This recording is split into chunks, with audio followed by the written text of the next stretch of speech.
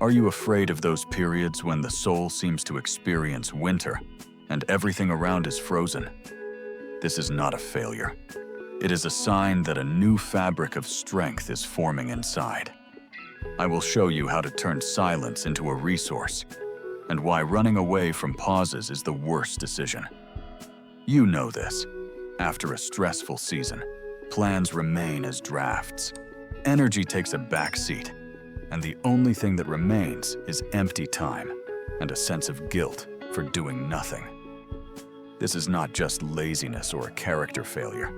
It is a physical and psychological shutdown. The body and psyche are rearranging, even if it looks like stagnation. Inside this winter, the same thing happens as with a clean canvas before the painting appears.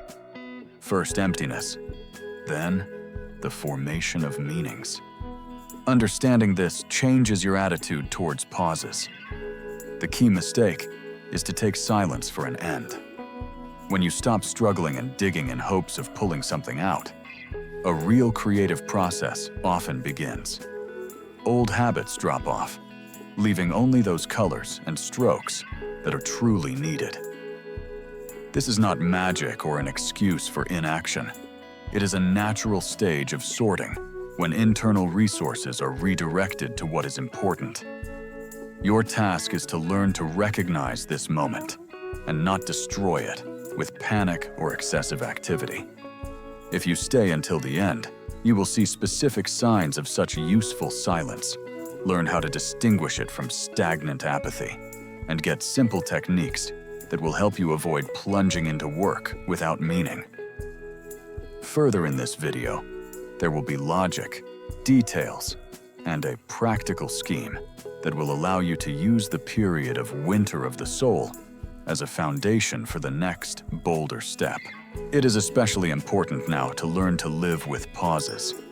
The rhythm of life has become faster, the noise louder, and any slowing down triggers an internal anxious interference. Silence is frightening because it removes the amorphous justifications for busyness and brings forth the question, who are you without constant action? Therefore, this topic is particularly relevant now, not because the pause is sacred in itself, but because true priorities emerge in the pause and old patterns break down. What will you gain by spending these minutes mindfully? First, an understanding of how to distinguish productive stillness from a depressive withdrawal. Next, a practice that will provide a sense of direction and motivation without violence against yourself. And finally, clarity on which work to begin after recovery. This is not a set of theoretical reflections. It is about specific signs, simple techniques, and a new internal logic that will allow you to act more boldly and consistently when the time comes. Next, we will explore why silence can sometimes be more effective than action, show how to recognize it, and how to use it in everyday life, without lengthy rituals and the illusion of instant enlightenment. The main part focuses on mechanisms. What exactly restructures in thinking and in the body when it seems that nothing is happening?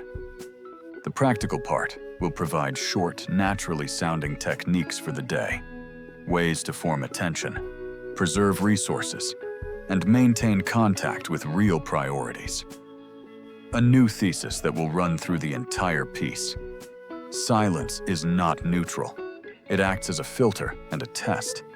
In silence, only what is truly important survives. Everything else loses its power and drops away. This means that the period of the winter of the soul is not a temporary loss, but a moment of selection. If you learn to perceive it as a filter, you can emerge not just rested, but with a more precise map of what you desire, and with a lower likelihood of returning to old, meaningless habits. Mechanism. When external activity decreases, an internal restructuring occurs not due to your will, but by the laws of attention and energy economics. The nervous system reduces the noise. Neural connections that functioned in a state of constant anxiety and multitasking receive a pause. Memory sorts the stored information. Emotions rewrite the significance of signals. This is not a metaphor. Studies show that periods of rest are crucial for consolidating experiences and for the brain to rid itself of excess information. At the psychological level, this manifests as a blur of intentions, fatigue, and simultaneously as small flashes of insights. The internal filter begins to reveal priorities. Typical mistake: fear in emptiness. A common reaction is the struggle against silence. In panic, people turn on busyness as protection, numerous projects, endless tasks for the sake of feeling movement. This is not simply procrastination in its usual form. It is a way to avoid the question, what is truly important to me? The problem is that activity for the sake of activity not only does not resolve the internal restructuring, but also hinders it. You continue to expend energy on outdated patterns, not giving them a chance to fade away.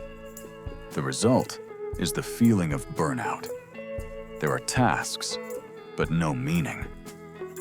Often, this is followed by setting new goals, similar to the old ones, because the filter hasn't had time to sift through the excess.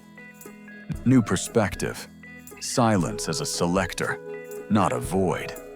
A turning point in the attitude towards pauses occurs when you stop perceiving them as absence and begin to see a selection within them.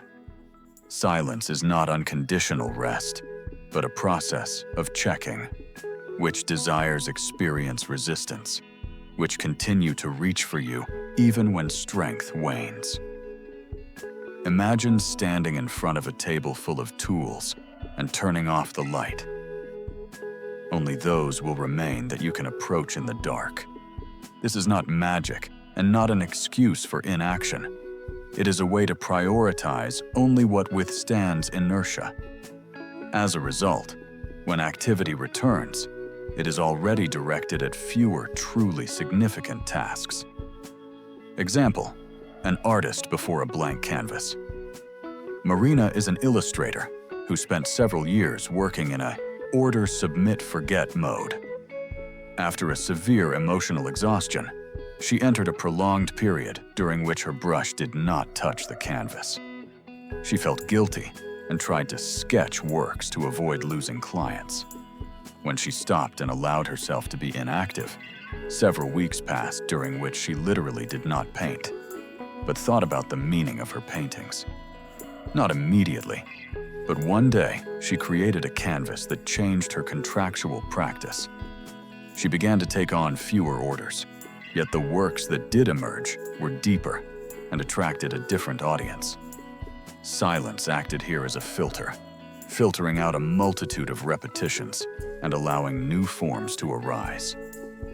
Example: a manager who solved everything by delegating tasks for the sake of appearance. Igor, a middle manager, after a period of severe burnout, noticed that his busyness increasingly consisted of small operational tasks that maintained the illusion of control. Remaining in a state of slowdown, he saw for the first time in years that most of his efforts were leaking into processes that do not create value. He did not immediately start acting, but changed his internal attitude. Instead of immediately solving the problem, he began to observe which processes self-correct when no one supports them. The result: the team stopped reacting to every little thing. More sustainable procedures emerged, and the workload decreased without external tricks of activity. Result and meaning: when you become aware of the mechanics, reduction of noise, selection of priorities, and energy redistribution, your attitude towards silence changes. It is not a failure, but a test of significance. The cost of an incorrect reaction is the loss of time and energy on that which does not deepen you. The price of accepting silence is a short-term discomfort, but in the long run, more precise decisions and greater internal resources. Your challenge is not to fill the emptiness, but to allow the filter to work and to meet the next stage with an already selected set of tools and motivations. Simple, clear actions that you can start today. You don't have to wait for the moment when everything gets better. Start with small steps so that silence becomes a tool, not a trap. First, the micro habit of silence. Every day, spend 3 minutes right after waking up. Sit quietly, close your eyes, and focus only on your breathing. 3 minutes is enough to reduce the initial noise of the mind and notice which thoughts repeat. Do this daily and mark it in your calendar. It's better to see progress visually. Next, a clarifying question. When you feel guilty for doing nothing, ask yourself directly, what of what is pulling me right now will hold significance in 3 months? Write down one sentence.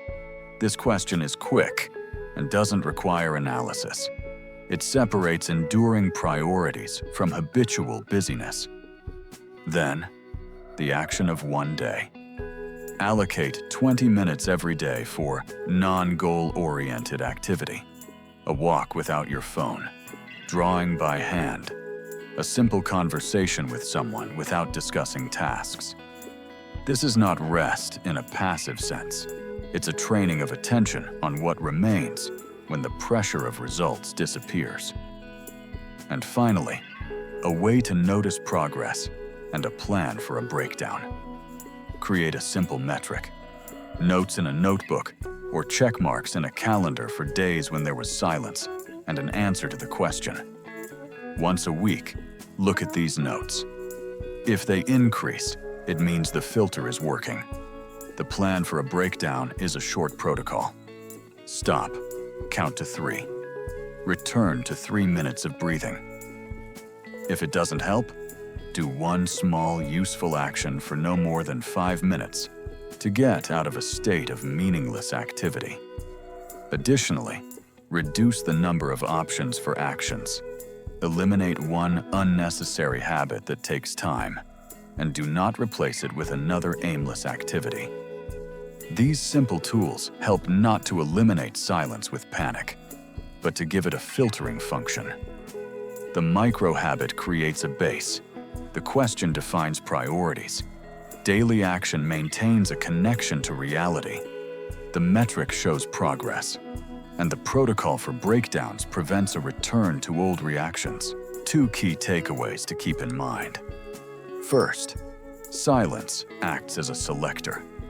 It reveals what truly matters and diminishes the influence of everything else. Second, silence does not occur on its own and is not always pleasant. It needs to be supported by simple, repeatable practices. Otherwise, the habit of busyness for the sake of busyness will return quickly. When you embrace pause as a tool, not only does your behavior change, but your sense of responsibility does as well. Instead of pretending to be useful, you allow what is important to become noticeable. This reduces the number of empty tasks and preserves energy for what brings real value. You can't force this process to speed up. You can only reduce the noise and observe what remains. Treat your silence like a lab. Document observations, adjust small actions, and maintain the simple habit of returning to it. Through this, more meaningful decisions emerge. Fewer complaints about empty busyness arise, and greater clarity for the next step is achieved. If this video was helpful to you, subscribe to not miss the next day.